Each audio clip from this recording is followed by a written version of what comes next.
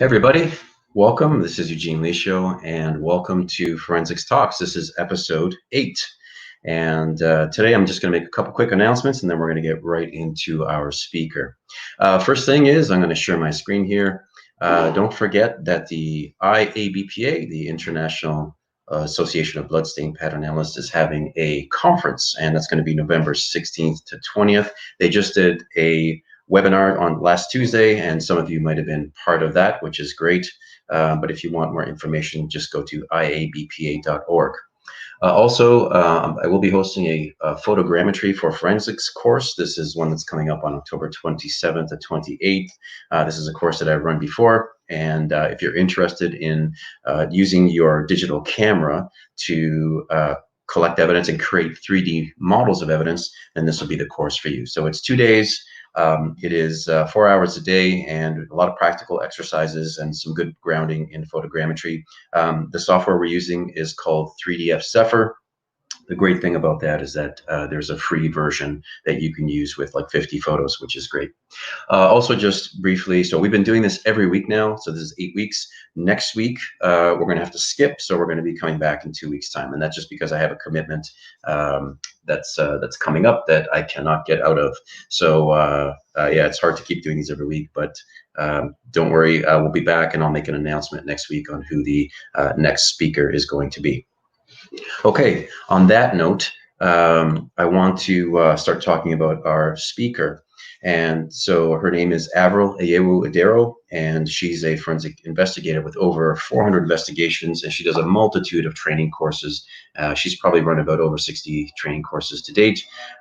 She's worked on the identification of victims of the Dana plane crash in Lagos in 2012, House on the Rock church fire in 2017, Friesland Campina fire in 2017, and the investigation of federal agents killed in Nasarawa State in 2014.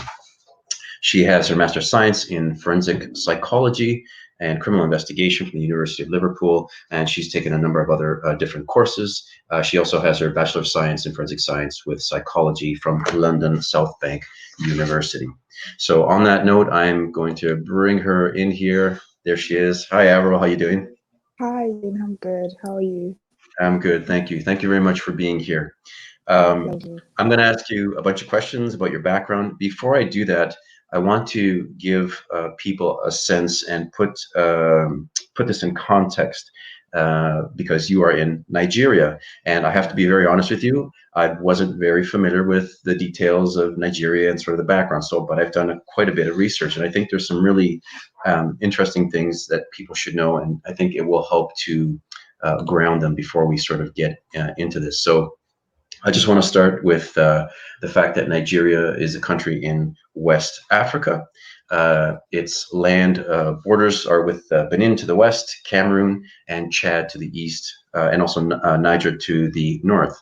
Interestingly, it's the most populous country in Africa, and approximately 200 million people. So Nigeria's economy is considered one of the fastest growing in the world.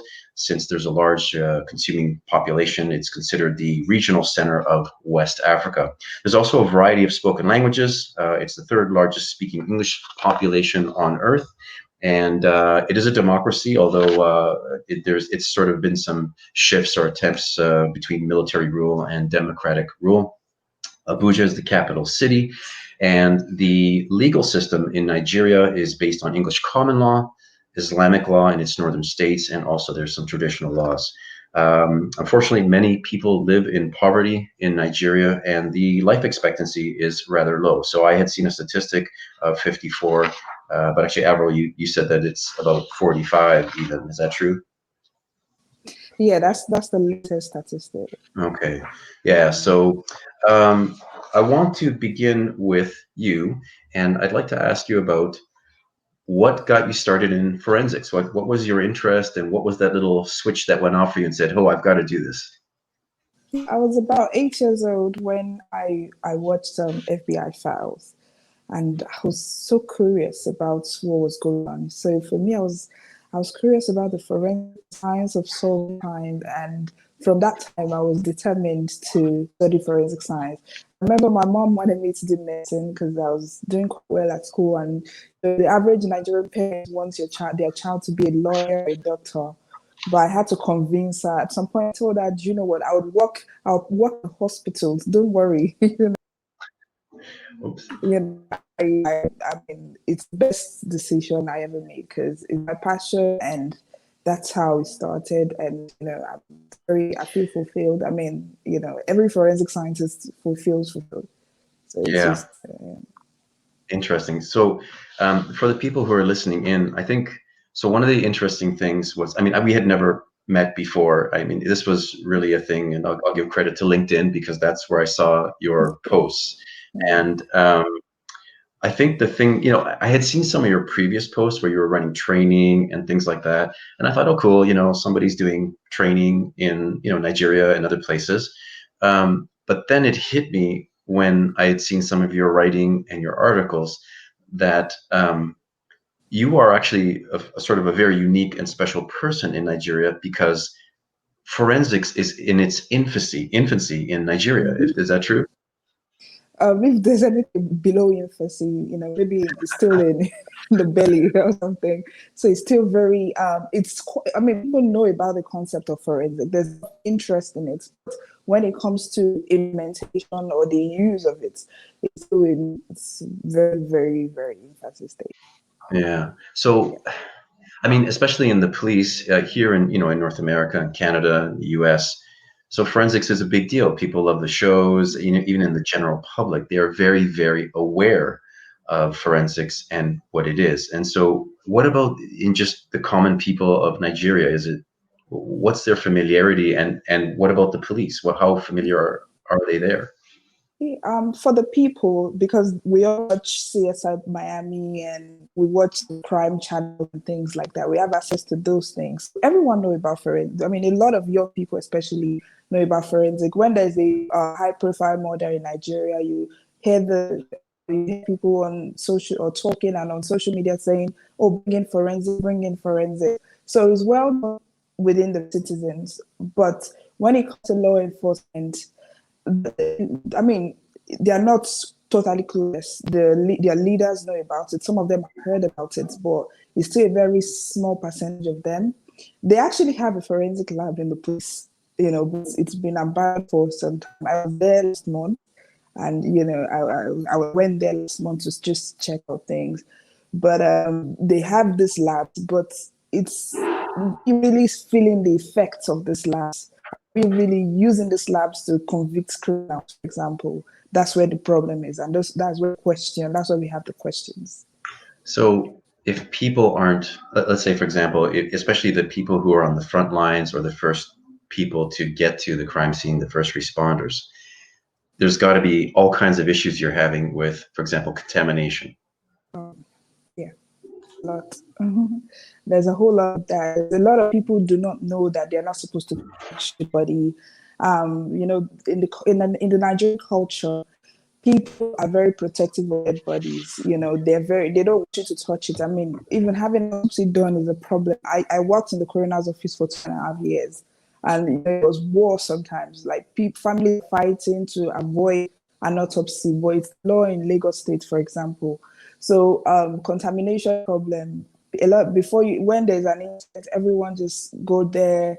They want to see what's going on. They want to take things, and it's all messy. They are looting, breaking, or destroying, depending on the type of crime.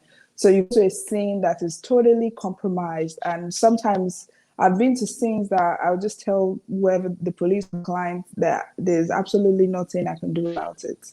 Yeah. So it's still a major problem. It's still actually a major problem, but with more awareness, it's improving. There was a story that I read, and I don't know if it's true, but you can tell me. But it had to do with a theft and a print, palm print. Okay, Yes. is that true? Okay, maybe you can tell the Yeah, story. yeah. So when I got a call and the police and the company called and they said they had a fingerprint or full palm print on the wall, and they wanted us to come and help them lift it and analyze it. So I got my guys and they called me from there. And said, well, when they got there, the head of security told them that. So they asked, oh, no one has touched it. And they said, oh, nobody has removed anything. But what he did is he called everyone in the office to put their palm on the palm print to check whose palm fits. So that was the first line of investigation, looking for whose palm fits perfectly to the print. But obviously, maybe more than one person had this fit. So immediately we told them, I had to speak to them, I had to educate the police. He actually genuinely did not know. I had to tell him, you cannot lift the print is already compromised and you can't really lift it. Well, he was telling me clearly it's clear, you can still see it. But I was telling him it's I don't want to waste time. I don't want to waste, my materials as well. So Yeah, we still see things like that. and it would seem like a logical thing. Hey, well, let's just compare the print to the people, right? But unfortunately, you're destroying the evidence, right? So yeah, that's an interesting point.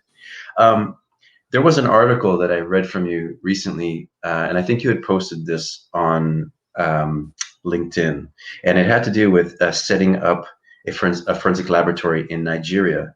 So I didn't realize you said that the police do have like a form of a lab or whatever. But of course, Nigeria is a large territorially or geographically, it's a large country.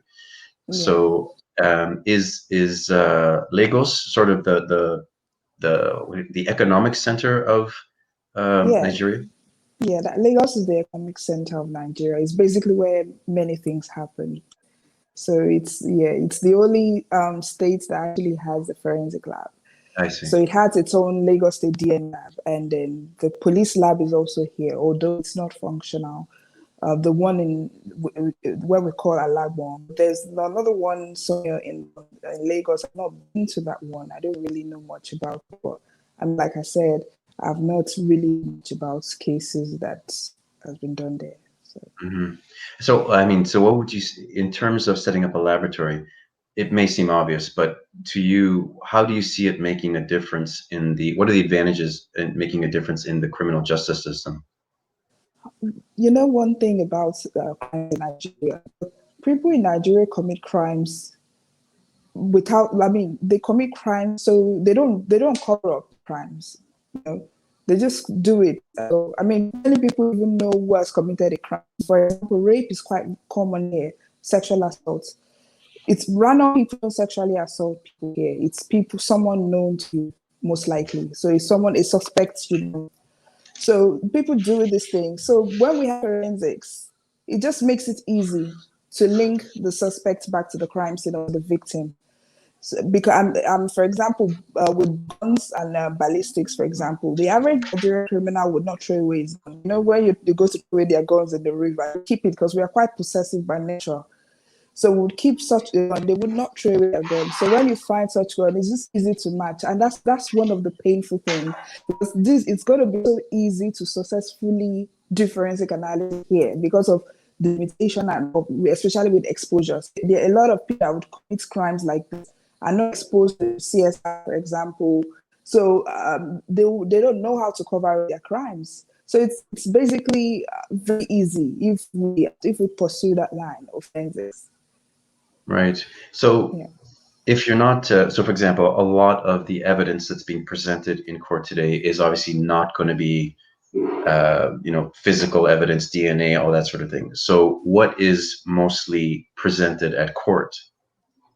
There's a lot of hearsay evidence, or someone said something. It's mostly circumstantial. So it's confessional statements, very common as well. So, but you don't really see much physical evidence, but a lot of circumstantial, a lot of confessional statements, which has a lot of issues. People are reported being threatened to confess. And it also hits a lot of roadblocks in court, because people would confess even live TV, but when they go to court, they tell the judge, "Well, I confessed under duress." So when you have physical evidence, it helps you avoid all that legal complications. So that's basically what we're doing. So what about trials in Nigeria? Are they very quick? Do they take a very long time? How does that work?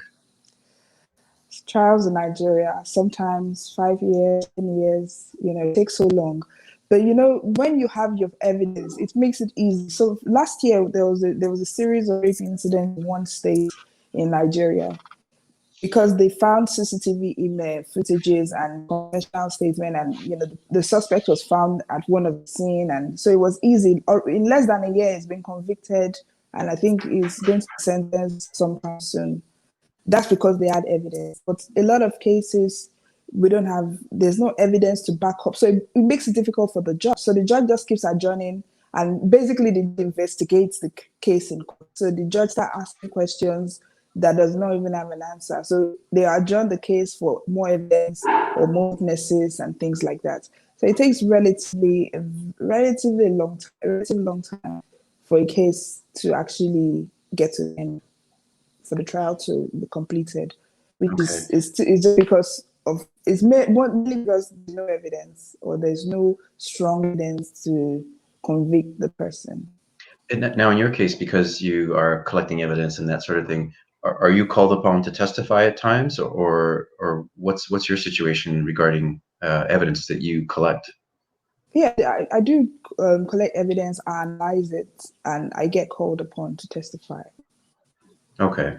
Okay. So it's okay, fairly regular, but you're Yeah. saying that they can take quite a long No, time. it's not regularly. I mean, there's a case I did about 2013. Sometimes they would call me, oh, they'll call you to come soon, and it has not happened till now. So it's not something, and that's if the judge actually believes in that evidence. There are situations where the judge does not believe, so the judge doesn't need you. If the judge does not believe in that evidence, so they won't. They will ask what's forensic, so how does this work? How so they don't believe in. So they don't. So that's one of the big problems we still have. The judges do not understand forensic evidence, so they would dismiss it. You, I want to ask you some questions about some of the cases or investigations that I mentioned up front. But you also said that, for example, sexual assault and rape are very common there. So is that the majority of what you're working on? Yeah, I've been concentrating a lot on sexual assault. I mean, I had to help before 2015. They didn't actually have any plan for rape, but they called on me then and designed a rape kit. So the first sexual assault evidence, and the only one they're still using now in your state. So I designed kits because bringing it from other countries is expensive. So I had to make the kit, and I had to train them on how to use it to collect evidence. And now we have a DNA lab, so it's easy to collect the sample and you'd get it tested at the DNA lab. So, it's one of the things I've had to do, and to help with such case. And so for me now, it's because that's a big case, and it's, for me, it's also kind of important to address such, especially because we have a DNA where, it can be tested. I usually I would see. help. Yeah. So last weekend, I had to run a training for the doctors in Lagos State with the Ministry of Public Health, teaching them about how to collect the sound, like a refresher training to just teach them, help them learn how to collect the samples appropriately, how to preserve it before it gets to the lab, and chain of custody and all of that. So then the judges start seeing more of those evidence in court. It's awakening something in them. So, they know that a rape case is not about, it's definitely him. Yes, it's definitely him, and more evidence, DNA evidence, to prove that it was him. So, One thing yes. you mentioned training, and so one thing I'm amazed about, and I've seen some videos and different posts that you've done. So you do a lot of stuff, a lot of different stuff. So I'm amazed by all the different things because one video you're doing footprints, then you're doing the sexual assault kits, and then you're doing, you've written on ballistics, and then so you're doing a lot of different things there. So I think you're kind of unique in that regard because you're touching on so many different things.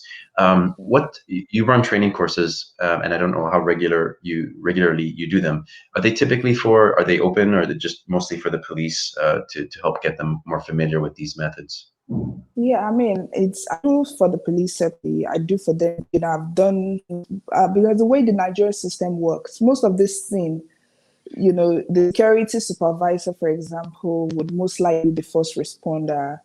So it's easier if they really want justice. It's easier for them to collect the sample as quick as possible if they have the material, and I work with the police and get this sample processed.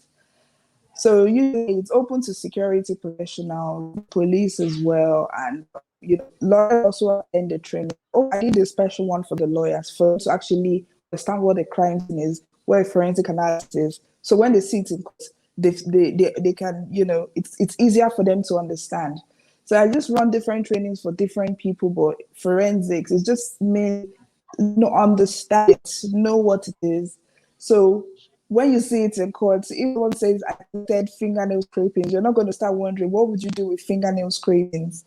For example, someone said, "Oh, I did a fiber analysis." You're not wondering how can fiber analysis do anything. So it's basically just getting people to understand it, know it, and this training. They've attended training and they've gone there open to study forensic science. There's a manpower shortage with forensic science. We have very few forensic scientists in Nigeria, like very, very few. So when people have attended my training and they're lawyers and they pick the interest. If we have more people that know about it, it's easier when it finally gets opened or when the country finally aligns. We have the manpower to keep it running because I mean, one person cannot do everything. That's why I stick my neck out a lot. So, Yeah. at least pass the knowledge and pass the knowledge is key and the awareness. Yeah. Well, I'm gonna come back to some of the work that you're doing, but I'd like to ask you about the Dana plane crash in 2012 in Lagos. And Yeah. can you tell us about how you got some of the activities and kind of what the scene was? I have seen some video on that, and Yeah.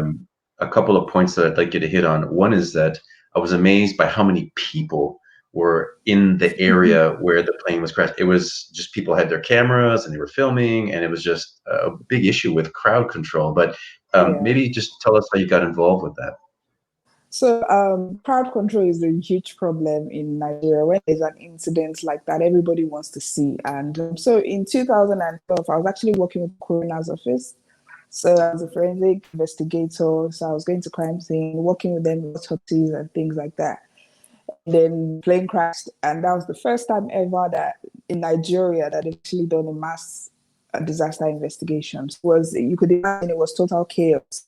So I was new to the country.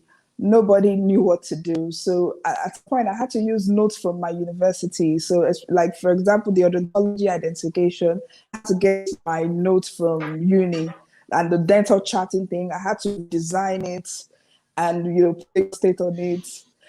And, it was just heated, and then we're coming up with DNA, the DNA forms. I had to design it in like one day. We had developed a process for storage in one day, a process for collecting evidence in one DNA evidence in one day, everything. It was chaotic. And when we finally, got into it, and my job mainly was collect DNA samples, so collecting DNA samples, and then I had to help with odontology. So I used my knowledge from school, and we had the head of the odontology department there at the Lake State Hospital. I had to tell him to chat. So we told people, if you have a dental record for any of the family, because most people want beyond recognition. So we get them to get dental records. So we're able to match at least about 48 people a dental record. And I mean, that was the first time. And then, I had to collect over almost about 500 samples, DNA samples from both the family to help with the disease, because it was about 155 bodies. And it was working day and night, and then we have to collect toxicology samples, and it's just getting all the samples and then getting them tested and developing profiles and then matching to the victim, the family relatives to the victim, and finally, identifying the body. It was about 3 months of extreme hard work. We're working We're working from about 7 a.m. to 1 a.m. sometimes. There are days that we only had like 2 hours, 3 hours sleep. But today is one of the best things I think I've done in my I mean, being able, because I was one actually, because we didn't have a lot of people. So I was one actually had to handle our death certificate to family at some point. And, you know, being able to give them back to their family, and, you know, people, like I told you earlier on, Nigerians, they want their body back. So being able to give people their body back, you know, I felt so fulfilled. I felt so proud to be part of the team. And I was so grateful to my boss. I was new, I was so young, but he had so much faith in me, and he literally allowed me just do so much. It was, you know, and that sparked something in me, and I realized I'm in the right career. And, Yeah. you know, and later on, after I did that, I approached the Accident Investigation Bureau. I approached the commissioner then, and I told him, "Can I help you?" Because I had all the injury pattern of the victims and all of that, and I got the manifesto for the airline, and I had the design of the plane. So I approached them to, you know, let's try and construct the incident to see where the crash probably happened, because we had a couple of people that were burnt at all, like they didn't die from the crash immediately. So we reconstructed, able to at first when I approached him, he didn't take my report. It was like, oh, we don't need it. And then a few months later, I got an email from him saying, can I have that report and things you did? Because I actually worked so hard on it, on the reconstruction. I did it alone. You know, I had to read books to help me, I had to speak to one or two people, put a lot of work into it, and it was dismissed at first. And then sent me an email, the commissioner, and said, please, can I have that reconstruction back? So, and then he sent me an email saying it was part of the things they submitted to the international access people, and it was actually quite a good job. So very appreciative later. So it's just the drive. I mean, that's basically what I did with that. But contamination is, I mean, when that incident happened, the crowd, even when the bodies were brought for autopsy, the crowd, it was just everywhere. Like, we had to do so much. There was just too many people. I was trying to collect DNA sample, and I kept on telling them, I told people here, I'm getting DNA sample from the relatives. I need people talking and pouring saliva. I'm trying to explain contamination. Only one person in with me at one time.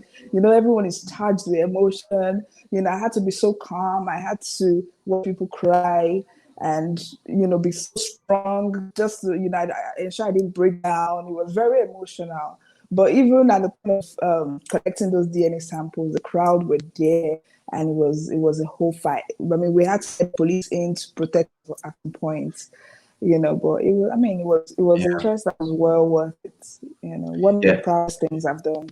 For those that are just listening or are not familiar with the plane crash, my understanding of that, when it was an MD-83 aircraft, and there was a problem with the engines, and basically one engine had failed, and then they were trying to get to the airport, and on the approach, actually the second engine had failed, and they tried to recover, but it didn't work out. So they ended up, actually there was some I believe there were a few people who died also that were not on the plane, that were hit by the aircraft in their homes or something like that. We had that as well. Very tragic event. I think we had about 8 people that you know, a family. And I remember Dana pretty much so much. I remember their names. That's how much, you know, I remember everything about Dana pretty much. Yeah, there's footage on YouTube for those that are interested. You can look, and I mean, it's just it looks like a very complex type of disaster to be dealing with, just because there's so much stuff happening and so many things around.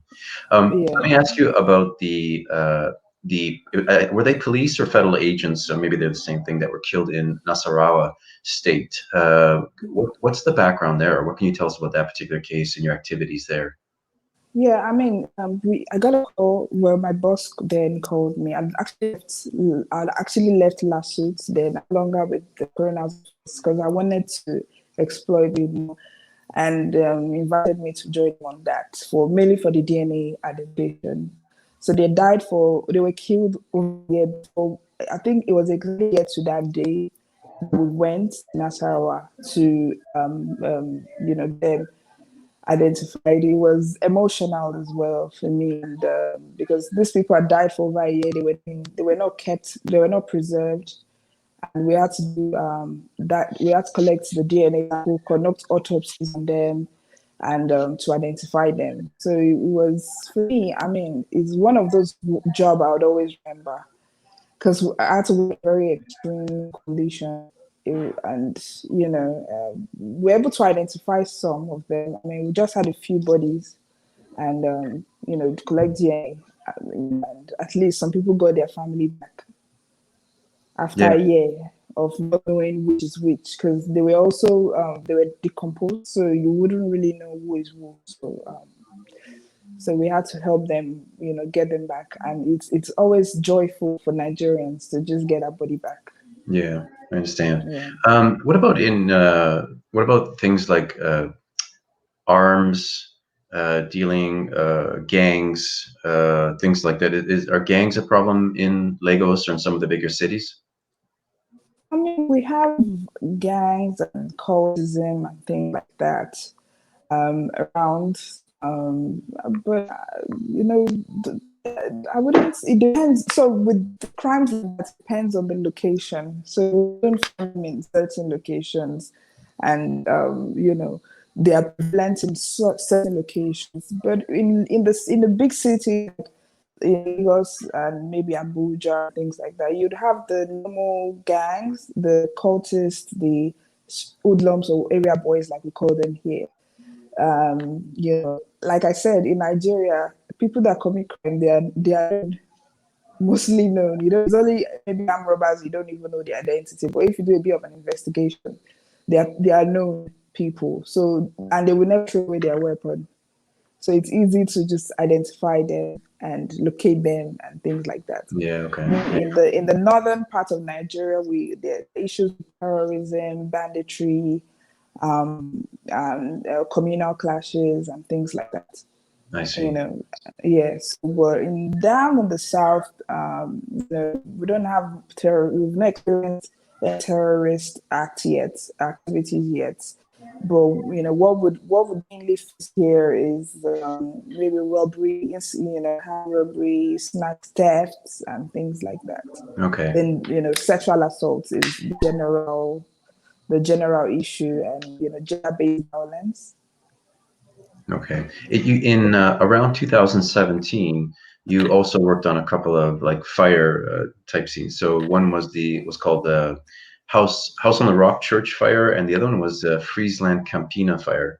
Yeah. I couldn't find a lot of information on the Friesland Campina fire, but maybe you can just briefly talk about those two Mhm. particular cases there. I mean, so the first land campaigner was unique because I got a call on Saturday. I've done some job for them in 2016, fingerprints. They had some incident, so they called me and had a fire. They called me Saturday that they had a fire on Friday. That they had some investigators from Poland that had come from Poland, some forensic investigators. But that Saturday evening, they couldn't find the cause of crimes. The way things happen in Nigeria is a bit different. So sometimes you need someone on the ground to understand how these things work. So they called me and said, can you come and just have a look? And then, so I got there that day. I met the investigators from Holland, and they showed me everything they had done. And I mean, at some point, they were wondering why they called the Nigerians coming when they are there and things like that. I mean, I just told them, let me just have a look at the scene. One of the first thing is I got to this. So by the time I got to the scene, they had removed it's a factory. So they had removed all the burnt equipment downstairs, but they were in the same position as they were inside the building. So the first thing I noticed was where the suit was actually quite intense.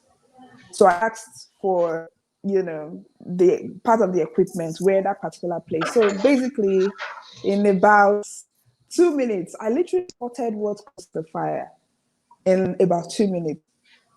So in the end, I remember the forensic investigators from Holland, they took my car, they took pictures with me because they were surprised because they'd been there for about 2 days and they were struggling. In fact, when I met him, the two investigators, they were quite frustrated because, I mean, it was not a huge fire. It just happened in a room.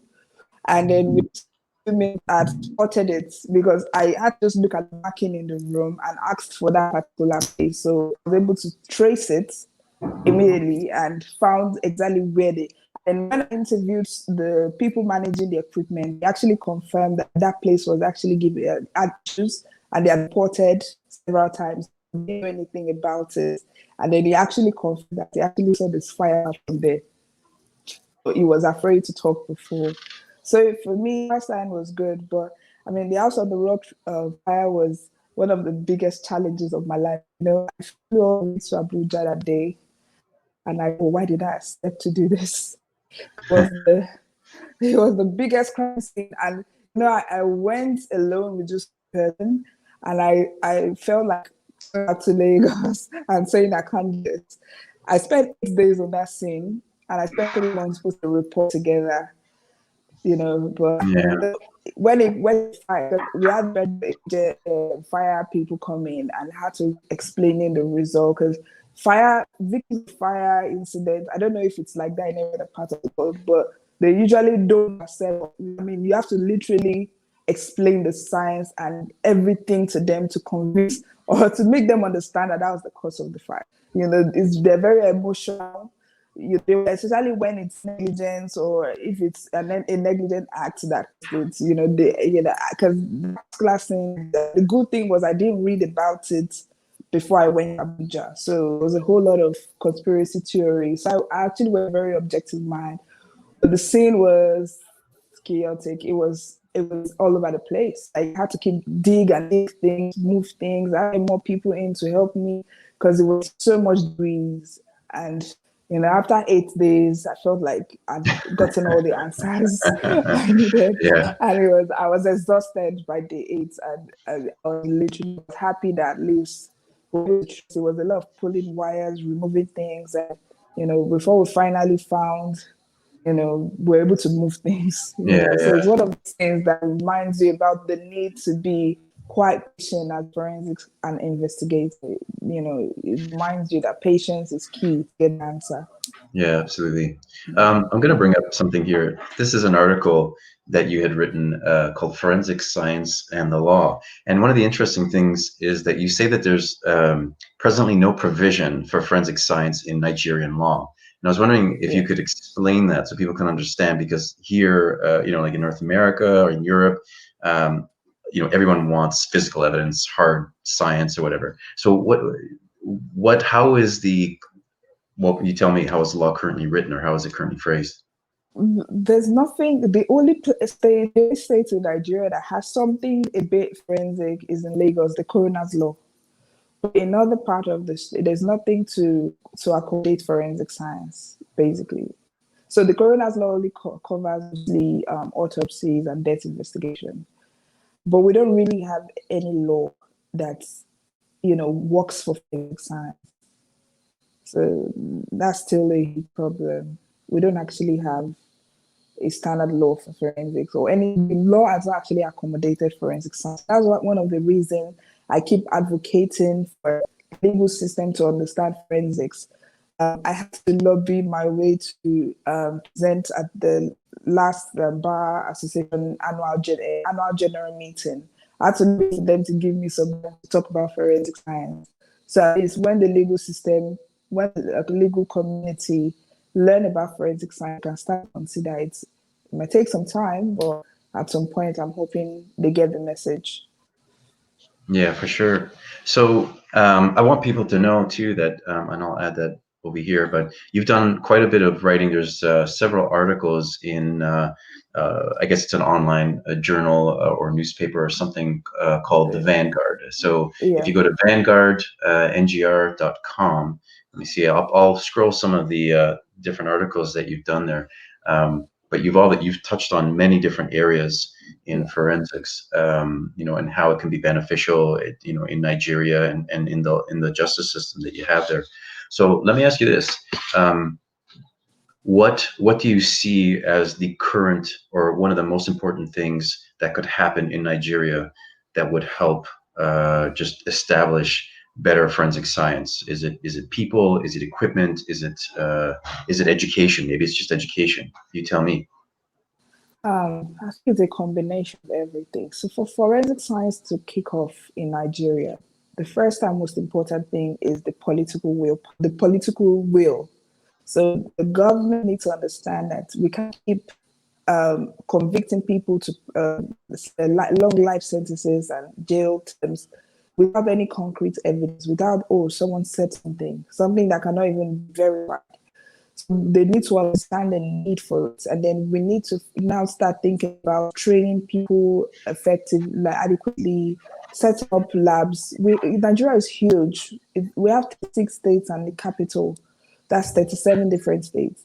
So we need to set up, a forensic science lab, maybe in the 6 geopolitical zones of Nigeria, and then let the law accommodate forensic science. The law needs to be in tandem with forensic science. They need to understand, all the judges need to be trained, then the police as well. They need to be trained, or they should have maybe a system whereby the forensic lab is handled by private people or reporting to the police, so it's even more independent. Like, I think that's something that's coming up in the US.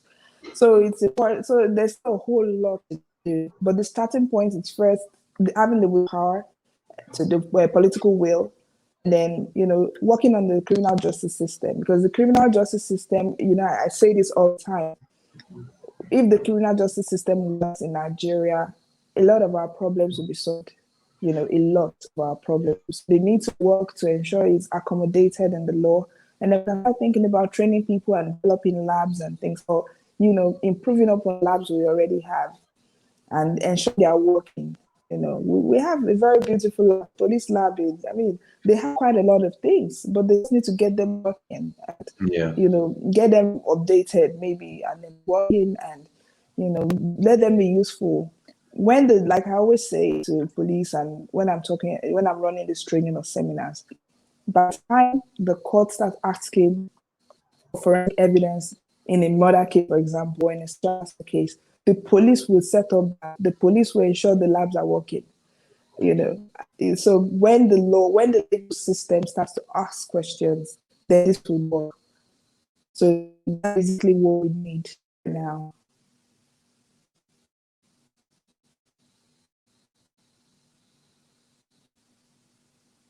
Are you there? I think I lost you. Are you there? Sorry about that. You're back. I wanted to mention that you have a company called EEA Forensics. So, and for which you do training, you provide consultancy, you do a number of different things. Yeah. And what is the next thing you're working on? And I don't mean just cases, but I just mean, what are your goals? Because you're obviously an advocate of forensic science and you're doing a lot. But Yeah. what are you working on? What's your next goal for helping to push this along in Nigeria? So something in January, I had a thought, and I said, you know what? Every year, I want to take up 2 cases pro bono, so free of charge. I'm going to help people that may be wrongfully convicted to reinvestigate their cases using forensics, or people that are probably awaiting trial. Because what we see in Nigeria is someone is arrested today, is charged to court tomorrow for a big crime such as murder without no evidence. So I decided to help to that, maybe two cases a year. So in February, I went to the correction center, the juvenile correction center, and I met these 2 boys. And their story, was very touching. And I've been handling those 2 cases. And I'm sure I had to go to the crime scene after a year. I had to do a lot. And the police have been quite amazed at how much they missed out on when they initially investigated the case. And I'm basically helping the police understand that they're just basic investigative steps or investigative processes that could have actually prevented someone from being in prison for a year that was missed out or not, or maybe they didn't know what to do. So presently, we're working on the case to ensure that we try to get the right justice. So the right person is convicted rather than the wrong person being incarcerated. So that's something very dear to me. And Okay. I've not finished both cases, but I feel so good doing it, and putting my resources, my time, and most weekends that's what I'm trying to do.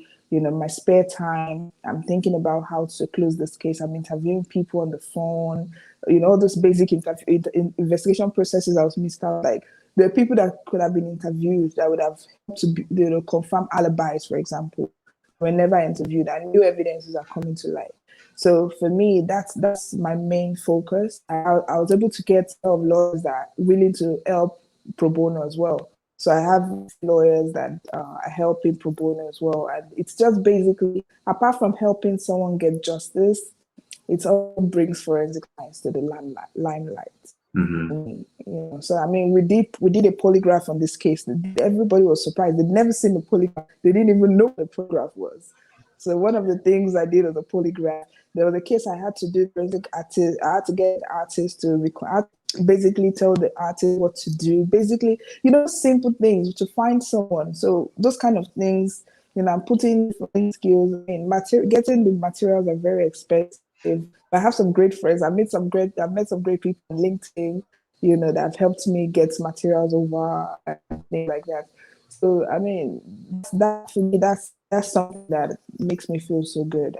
Yeah, I was going to actually ask you about that because you studied abroad, and I was wondering if you had connections outside that could potentially assist you, and yeah, so I'm hoping that you do. Some of my lecturers. I have a lecturer. She used to be my lecturer at South Bank. She's always been helpful every time I called. She was in my department, so she's always nice. And every time I reach out to her, I've met some wonderful people on LinkedIn as well, and I always get the help and supplies and on time, and I'm working hard to make supplies of basic things like evidence bags available. So I make evidence bags now. I produce it and tapes as well, and so it's easier to do those things here in Nigeria.